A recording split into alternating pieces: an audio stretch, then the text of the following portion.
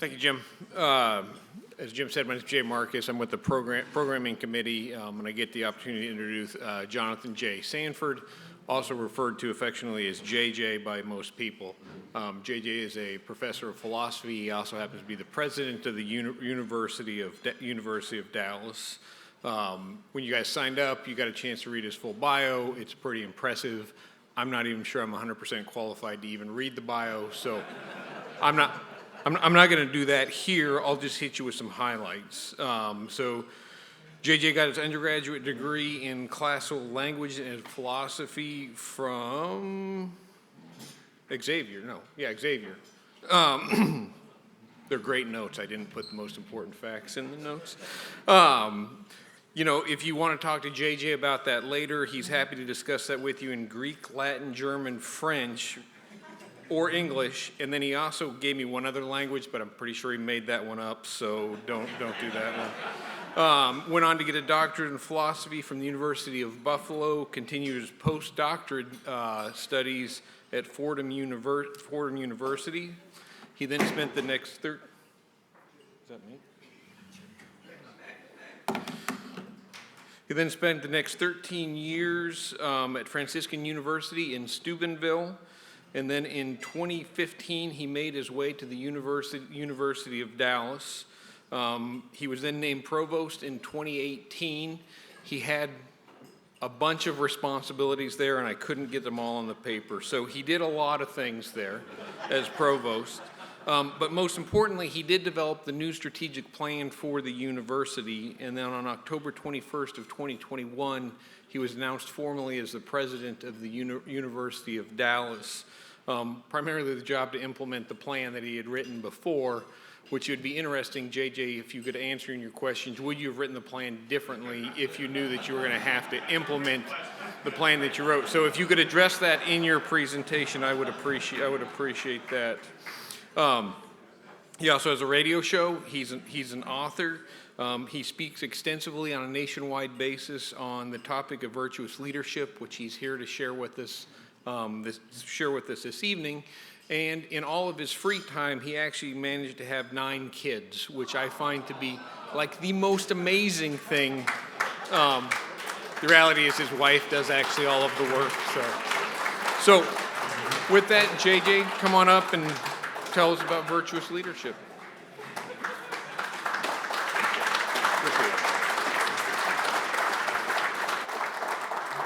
Yeah, I did not have the kids, okay? Just for the record, my wife is the one who deserves all the credit. Thanks for having me, Jim, and it's really a pleasure to be here. Thank you, Jay, for roping me into this. I've spoken to a lot of financial executives over the years, but not so many at one time. So. And then I was talking to Jay last week. We've talked about this a couple of times, but sporadically. And I was saying, well, remind me how long I'm supposed to talk. And he said, well, kind of what feels natural to you. And I said, well, I was thinking, it's after dinner. People have had some drinks. They had dessert. Maybe 25 minutes, 30 minutes. And he said, wait, can you stretch that a little bit? And I said, well, 40, 45. And he said, can you hit 50?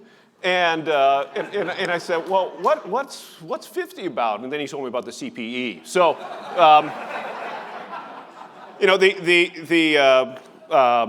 don't know if it's a good or a bad thing to know that at least most of you can't leave while I'm talking. But I'm going to say it's a good thing. It's a good thing. So, the University of Dallas is, you may not know this, it's a Catholic university. We don't have Catholic in our title, and we're just outside of Dallas, actually, in Irving, Texas, where Paul is from. We were talking about his hometown over dinner. And do we have any graduates of the University of Dallas in the room? A couple here. Okay, great. So we've got. Of course, the Gupta College of Business, you heard about the new partnership that we have, and it's a really outstanding College of Business. It's gone through a couple of name changes, but it's been the Gupta College of Business since 2014. And we have the dean here this evening, and we focus on graduate business education there. We do, of course, have an undergraduate degree in business.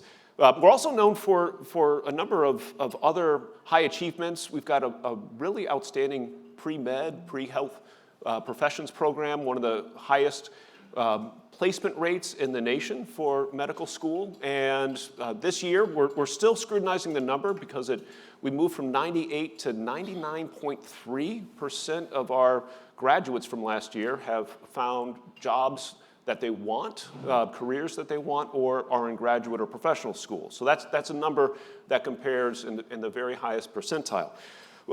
We draw students from all 50 states, and we're just in your backyard. One of Jay's pieces of advice was to put a big sign up on top of our business building so that people would know when they drive down 114. But I said that's what the tower is there for. So if you're ever driving down 114, you see this big tower. That's where we are. Come check us out. We've got an active speaker series, and just go to our website. So what I thought would be helpful here, right? I've got a captive audience, literally. You're captive here, and one of the things that I've been thinking a lot about is our culture, and you don't have to scrutinize it too deeply to recognize that we've got some real challenges in our culture. Wherever you stand on the political spectrum, it's easy to see that we don't know how to talk to each other anymore. We don't know how to disagree in a rational fashion. We've got a lot of efforts that are put into trying to diminish those with whom we disagree, a lot of posturing that goes on. And what role do those who spend their professional careers within the corporate world, within business, what role do they have, what role do you have in helping to rebuild our culture in some fundamental fashion? This is a question that I take up when I'm thinking about the University of Dallas and its efforts to renew culture. I'm a big fan of Yuval Levin. He is at the American Enterprise Institute. He has a book that came out just a couple of years ago called A Time to Build. And it's focused on institutions and the role that institutions have in building up our culture. There's a bit of a feedback loop. Are you hearing that? Okay, a little bit. So what he points out is that a lot of our institutions have gone the way of being platforms for individuals to project a message and to project an image. And that's not the fundamental purpose of an institution, whether it's a church, a university, a business, what have you. Institutions are there to mediate virtues, to transfer them from those who are running those institutions to the wider culture. And they do that through the way that those institutions are run internally, and they do that in terms of the goods and services that they provide on the other end. And they do that by being consistent in the way that they live out their everyday life professionally on the one hand and when they go home, right?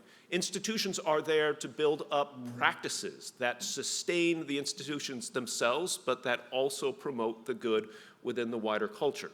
And I want to frame my remarks in those terms because I want you to think about your institution, your business, your corporation, whether it's large or small, as a culture-forming institution. You're taken up in the work of helping to renew our culture. So, what then does one think about when one thinks about, well, how to do that well, right? One way since at least the early 1970s that we've thought about where you go to learn how to lead an institution well, how to exercise good decision-making within those institutions is, well, you take some courses in business ethics. And my review of business ethics literature makes it pretty clear that business ethics means a lot of things. It doesn't mean just one thing. You can take a course in business ethics that's looking at what you might think of as the macro level or the mid-level or the micro level. Macro level would be thinking about markets, international affairs, and the role of capital. That's a topic that goes back at least to Aristotle. He was the first to invent the term economics in the 4th chapter of the first book of the Politics. Right? Economics means the laws that govern the home. Right? Economics is rooted in the way we think about our homes. This gets to this notion of institutions I was talking about a moment ago. And there are major players over history that you can point to who have taken positions in this macro level. Oftentimes, we reduce the major arguments to free market capitalism on the one hand or some version of socialism on the other, right? And we can point to Adam Smith and John Locke on the one hand, and we can point to Marx and Engels on the other. So I'm not going to be talking about the ethics of markets or the meaning of capital or any of the topics that are taken up on that macro level. I'm more interested in the mid and the micro. So the mid would be thinking about corporations, thinking about institutions, thinking about the practices within those institutions themselves. And then the micro would be thinking about the individuals. The individuals that I'm particularly interested in because of this audience tonight are the leaders, right? Your executives, your financial executives of one sort or another, whether your background is in banking or in accountancy or what have you. And I know that you've all taken a number of courses, you've been doing it just today, on matters that pertain to professional ethics standards that are applied, right? So the question about what to do with this or that reporting issue, that's something that you can find resources to guide you, and one knows where to turn in order to ascertain how to act within any given set of circumstances, at least most circumstances.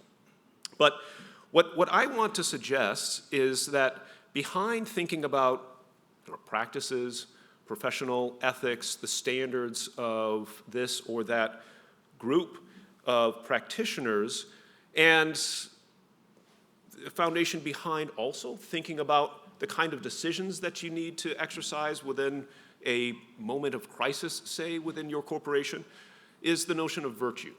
Right? So I want to talk a little bit about virtue. And before I dip my toes more deeply into this idea of virtue, I want to talk about what I think ethics is not, at least at the deepest level. Because I think we can fall into thinking that ethics is what you apply in a moment of crisis or some kind of moral dilemma, right? It's easy to fall into that way of thinking, right? Most of the time you're just doing your job, but here's a tough decision, okay? What am I supposed to do in this situation? I need, what are the ethical principles I need to adduce in order to guide my actions, right? I want to suggest that ethics is actually much more significant in its depth than that. Ethics has to do with the whole of one's way of life, right? Ethics is concerned with the question, how do I live well? And how do I live well as a professional who's not a chameleon, who's not one person on the job and another person in the home or on the ball field or wherever, right? How do I live well in every phase of my life? How do I exercise consistency and act with integrity no matter where I am, no matter what I'm doing? So when you take a course in business ethics, oftentimes you're focused on one of three things that I think are valuable, that can help guide you through moments of crisis. You think of the growing popularity of business ethics courses, particularly over the last 21 years since the Enron crisis broke. There's been an explosion of courses in the field. And most of those courses focus on what sort of ethical principles one needs to guide your actions in those moments of crisis. But I want to suggest that that's not deep enough because there's always going to be a knowledge problem, right? How do you know that these are the right principles in that circumstance and at that moment? There's also a neglect problem, right? By problem, I don't mean it's devastating. What I mean is you can run into situations where you might know the right ethical principles to be applied, but that doesn't mean that you're going to apply them, right? How do you know that this is a moment in which they're supposed to be applied, and then how are you standing ready to apply those principles? Another big area of focus, and you get into a lot of this in case study work in those courses, is decision-making, right? What's the right decision? So on the one hand, we need principles, and on the other hand, how do you suss out what the contours of the decision actually are? How do you feel your way forward and apply the principles rightly? But there are two challenges there that are common, right? One is I call it the attunement problem, right? Are you sufficiently attuned to all the particulars of this particular decision that needs to be made? And the second is that you can fall into a kind of intermittent application of the principles that should guide you in those decisions, right? You're just looking for the sort of high-level decision-making moments, which are real and significant, but ethics, as I was saying before, it's about every moment of your life. Whenever you're deliberating, you're engaged in this more capacious sense in what I would call ethical thinking. And then finally, the last major area where there's been a lot of work over the last 2 decades is on the questions of social responsibility, right? What kind of goods ought to be promoted within the wider culture? How do you exercise social responsibility within your corporation and without it? And the knowledge problem comes there again, right? Well, what sort of actions are actually good? What kind of things should we be promoting in the wider culture or within the culture of our own corporation? There are things that move through the popular culture. A lot of people seem to be doing them. Are they actually the right things to be promoting? How do you sort that out, right? What kind of major institutional or corporate actions ought you to be taking within your wider community? So that's a recurrence of that knowledge problem I was talking about before. And the other problem with thinking about social responsibility is the motivation problem, okay?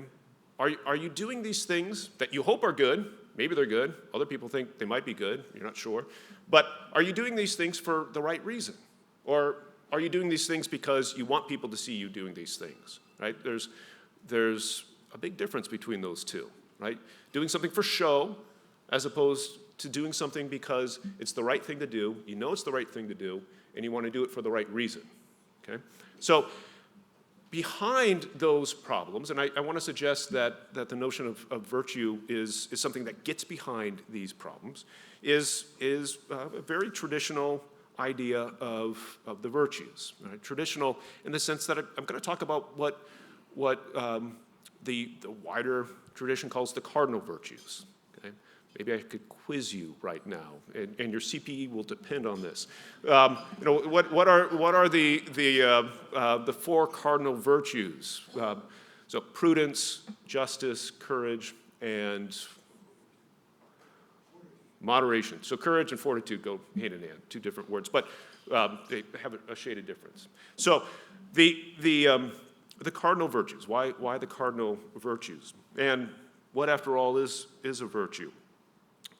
I have done a lot of reflection on what's sometimes called the Aristotelian Thomistic tradition of virtue. I have a book on virtue ethics in which I spend a lot of time working on definitions, but I think a lot of those can be overly complicated. I mean, you go back to the root of what a virtue is. A virtue is a deep habit, and sometimes we think of habits like what you do when you walk into your apartment, you check your mailbox, okay? It's not that kind of habit, okay?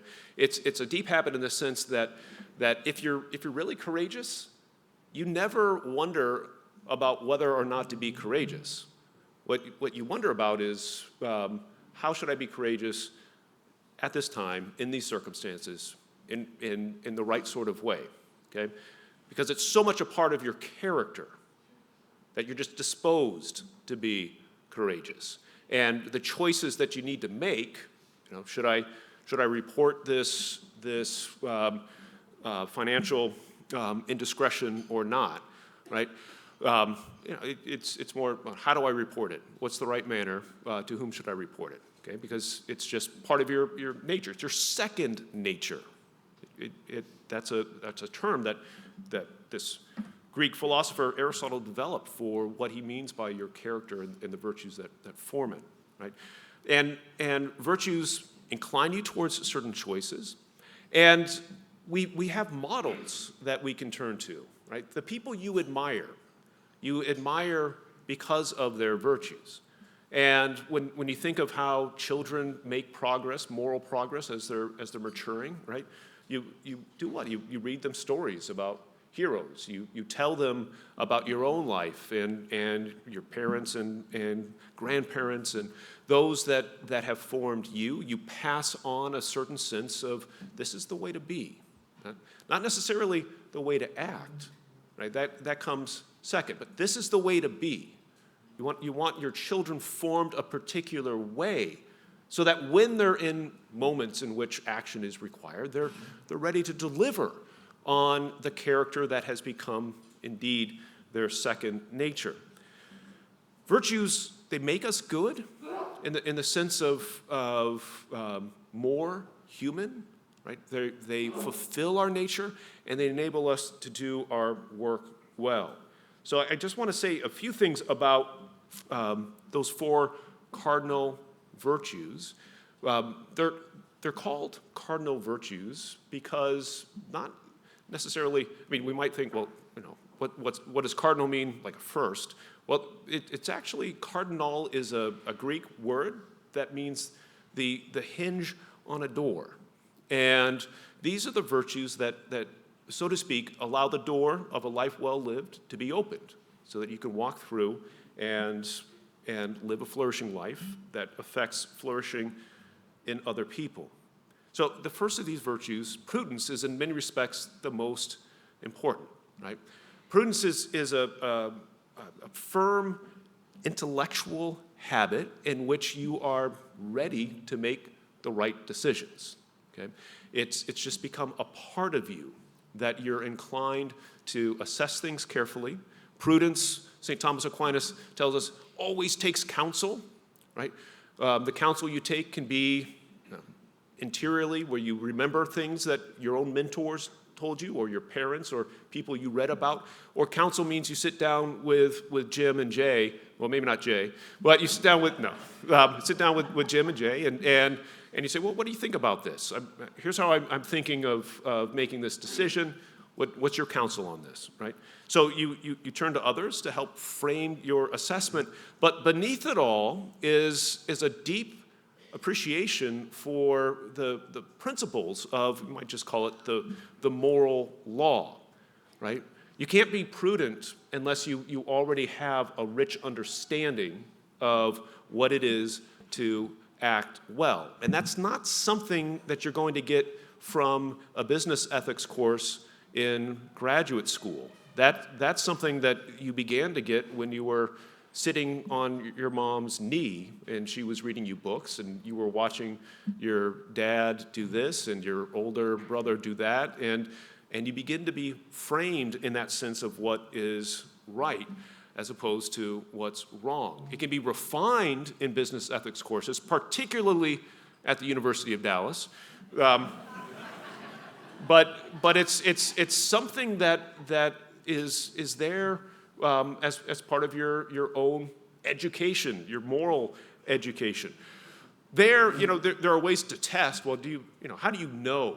How do you know that this or that is the right thing to do? I was talking about this knowledge problem before. Well, prudence is the virtue. Beneath it is a deeper understanding of the basic human goods that you can reflect upon and defend if pressed, and philosophers like to press each other on, show me, prove to me that this claim is right. So there are certain fundamental inclinations in our very nature. I don't think anyone here would dispute that we ought to do what's good and avoid what's evil, right?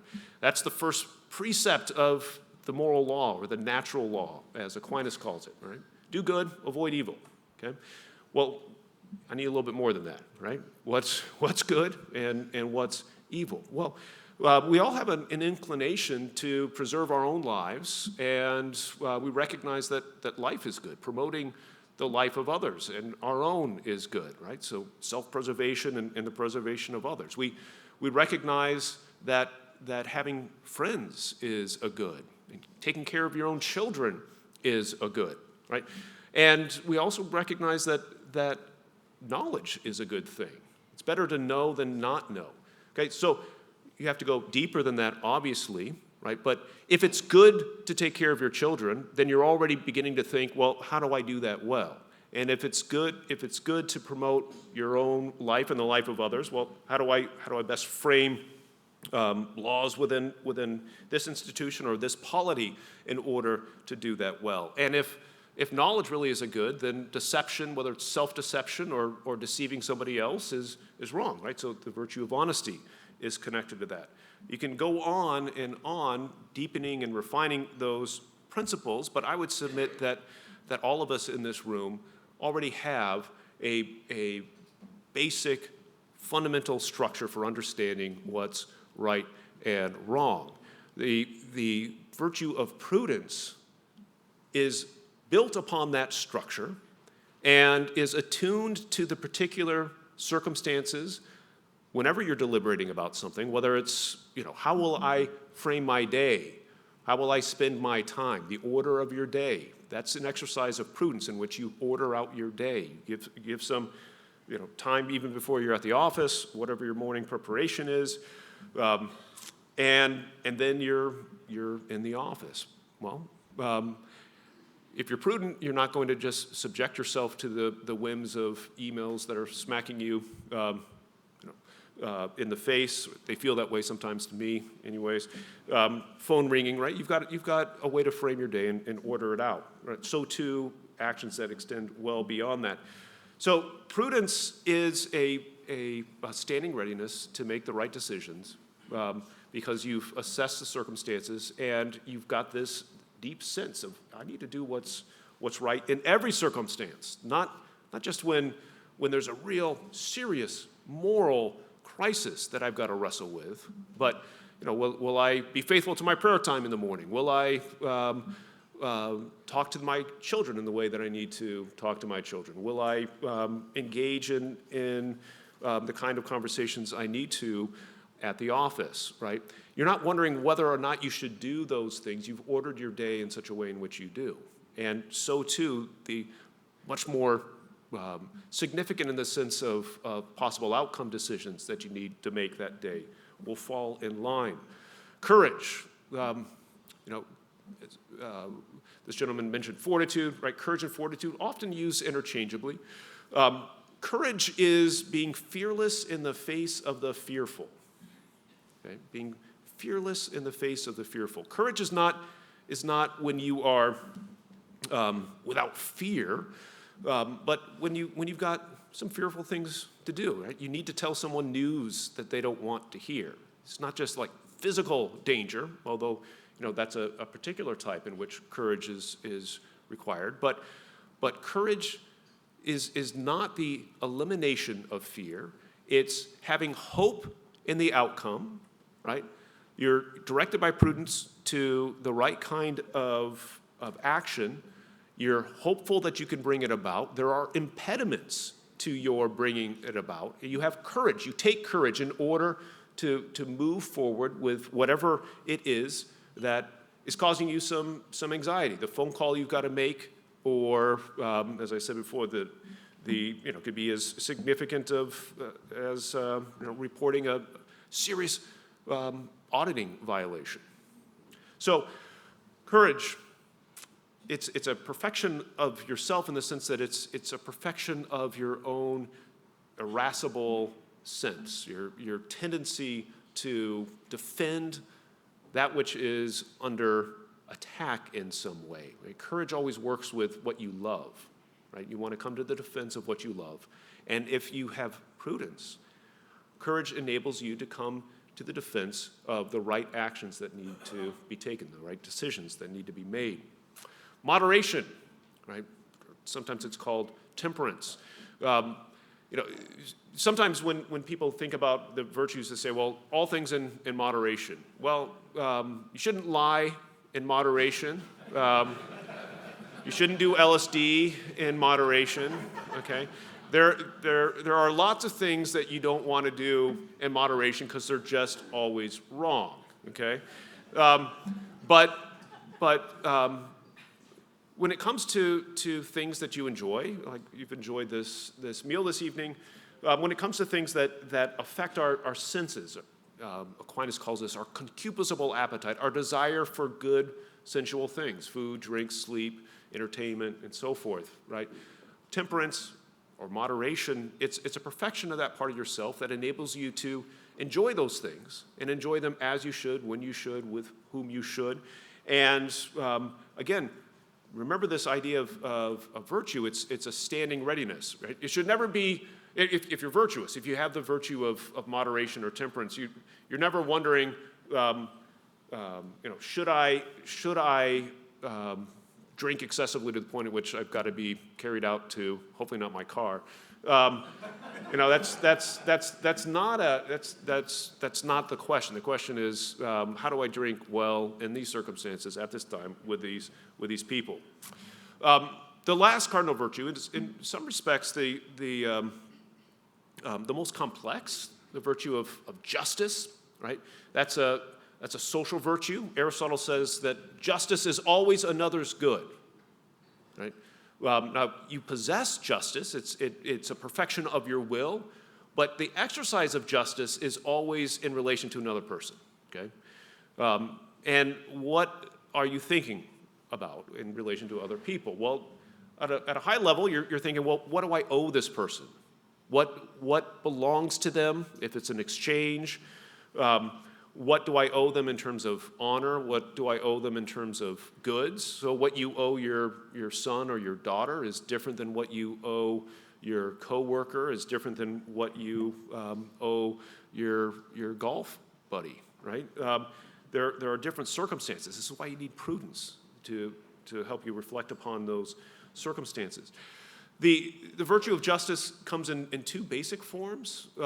You're thinking about reciprocal relationships like a contract, or you're thinking about how to distribute justice well, right? Honors are a form of justice. Okay, so the four cardinal virtues here. So what do I mean when I say that the depth at which one needs to be thinking about ethical formation needs to be more significant than just reflecting on ethical principles or decisions or acts of institutional or corporate responsibility? Well, go back to those problems I was mentioning before, right? If all you have are ethical principles, if that's all you're thinking about, but you're considering that to be sufficient for, okay, time to go, time to be an executive in this or that corporation, you know some principles. Prudence gives us a way to really suss through, as I was beginning to articulate before. It would take a long time to chase that all the way out. What those principles really need to be, right? You're thinking about the fundamental human goods and how to promote them in yourself and in those over whom you exercise responsibility.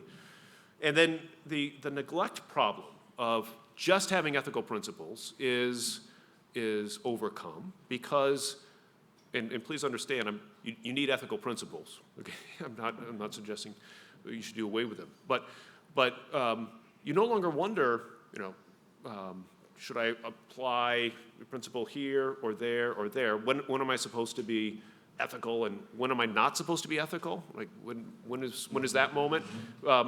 That moment's never there, right? If you're resting on virtue, those four cardinal virtues, in the way that you conceive of yourself as an executive within your corporation, then you're not going to be neglecting when it's time to apply the right ethical principles.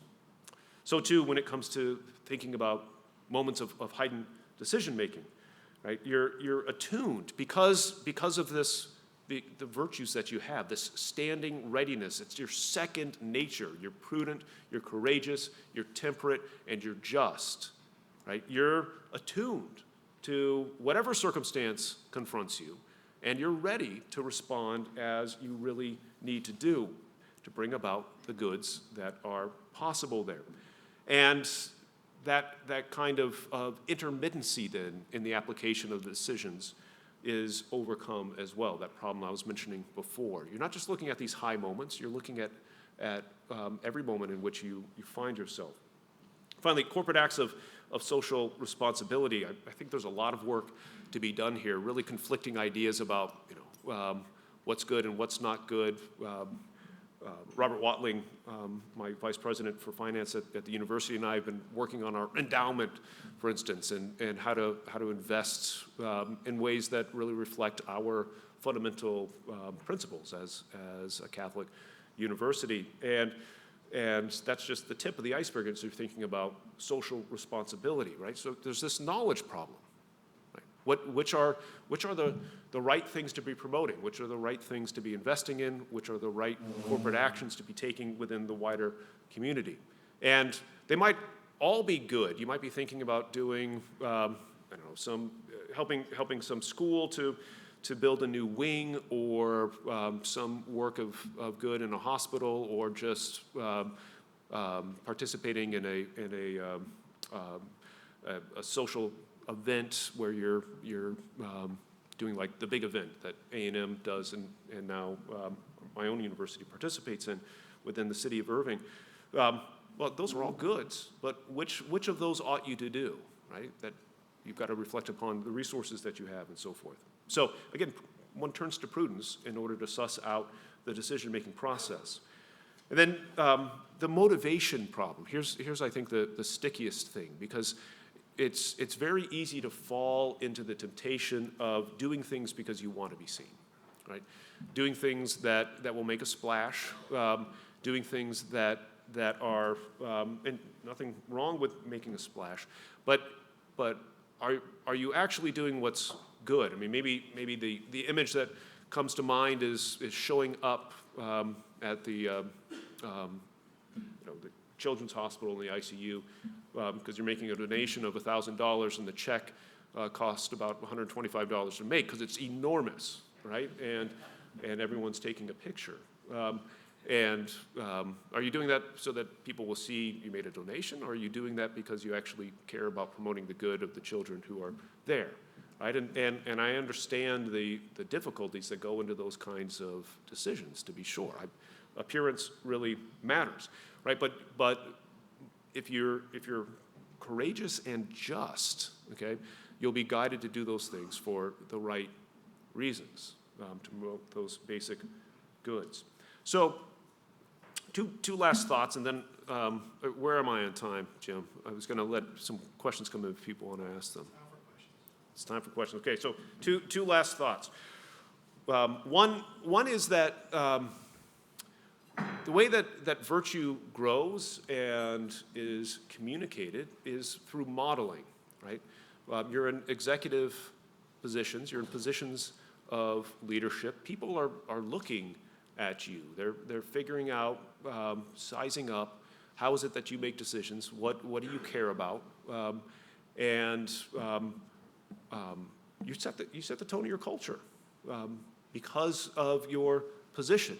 And that's a burden, but it's a burden that I think we all ought to eagerly embrace. What an opportunity. We get to set the culture of whether it's a department within the broader corporation or the whole corporation itself.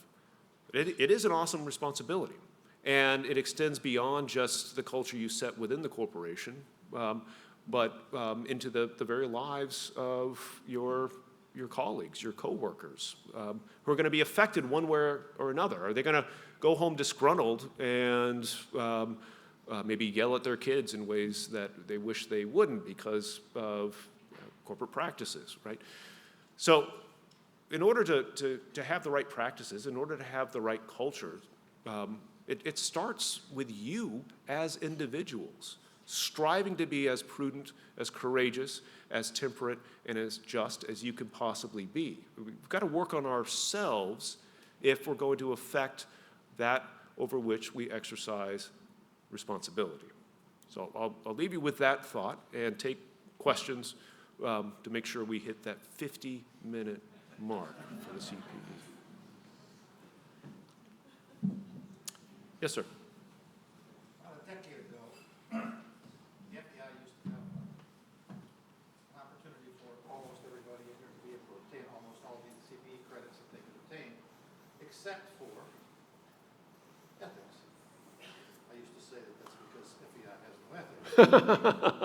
However, Yeah. then Robert Half came along and offered ethics. I don't know that they are still doing that now, but I do know that there's a situation where they're doing it at one time. Okay. So I'm curious, is that something that perhaps we can discuss with you? I would be very happy to discuss that, yes. And we can partner, what's that? Oh, sorry. Bob, yep. These are progressive lenses, so when I'm looking this way, I don't see it, but that's why. So Bob was asking, it was pointing out that through the FEI, you could receive how many credits?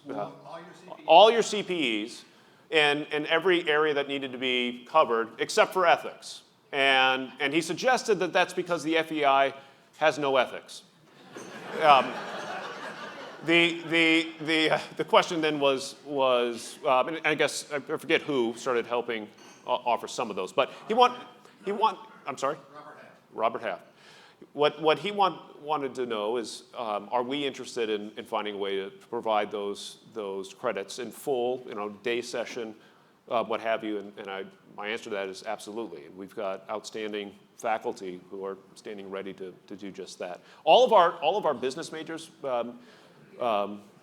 take extensive courses in ethics. So it's a great question because it allows me to promote the University of Dallas, and that is my full-time job. Yes. As special education chair, I'll follow up with you on that. Okay, excellent. Thank you. Yes, sir. With the emergence of ESG, in the investing community, companies putting a focus on that, do you see that as maybe an indicator that, the company leadership, CEOs, the C-suite is more ethical, doing things for the right reasons today than maybe 10 years ago, 20 years ago, when you never heard of ESG? Any measurement of that that you can speak to? I don't know about measurements. So I would say it probably means that. It might mean that, depending on the circumstances. Sometimes it could be virtue signaling, if you're familiar with that phrase. That's when you want to say, look what a great corporation we are. We've divested our holdings in X, Y, and Z, and we're only putting them in that. And you get into politics, which is why I'm not getting too deeply into those particular ESG questions, right? So, investing in, for some corporations, defense or tobacco or alcohol, all of which are great at the University of Dallas, just goofing around here.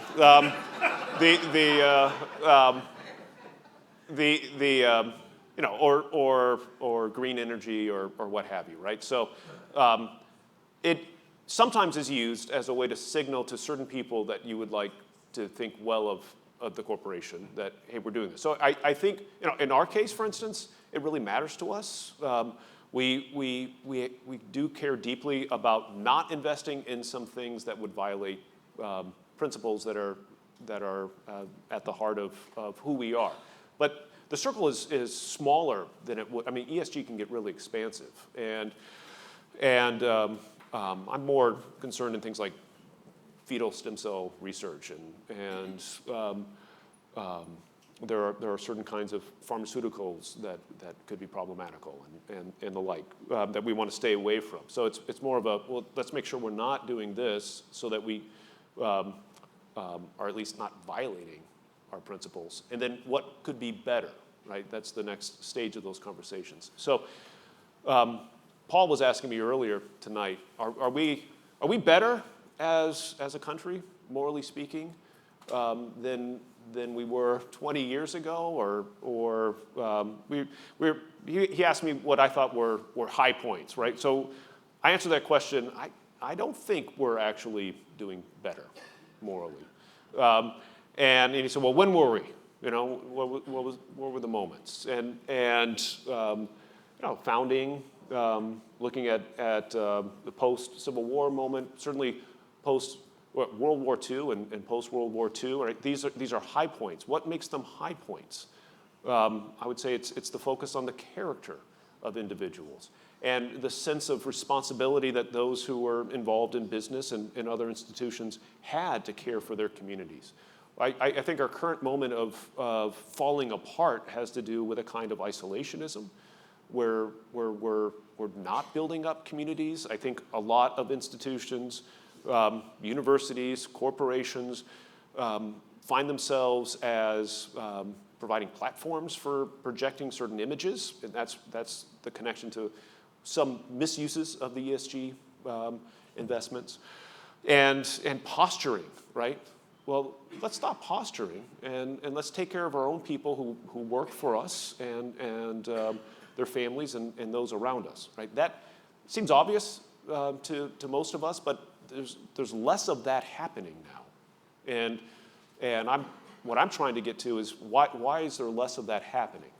And part of that has to do, I think, with the way that religion is treated in the public square, and some of that has to do with formation within school systems, and part of that has to do with just plain old human selfishness and the ability to get a lot of things done without actually talking to anyone. So, yes, sir, in the back. I was at a dinner with Mike Robbins, former mayor of Dallas. Uh-huh. He told the story of his assignment to run for mayor. He asked his 20-year-old daughter, what his thoughts were, and said, what would the virtuous man do? I thought that was just a great question. Yes. Yeah, that's perfect. I mean, that's the perfect response, right? When you're faced with a life decision in the sense of, should you take this job? Should you stay the course in your current job? What would the virtuous person do, right? And that gets to what I was saying about modeling, right? We're modeling the virtues to those who are watching us, but we also have our own models. And that internalization of the models that are important to us and those we turn to consult because we admire their character, right? But the fundamental question is just that, I think, right? What would the virtuous person do? Yeah. Yes, sir. You're always going back to motivation. Yes, I am. And I think, when I think about what's bad today, we used to have a social contract Yep. between the employer and the employee. And that's pretty much gone away. Yeah, it has. There's a deep sense of lack of trust, and it's on both sides. And so how do we recover trust, right? This is going back to my main thesis, right? The way that you model virtue, the way that your character is firm and sets the tone for your corporation. We do have the possibility of rebuilding trust, certainly with our own employees, and certainly in the wider culture, by being the human beings that we know we can be, being virtuous leaders. So thank you very much. I hit the time.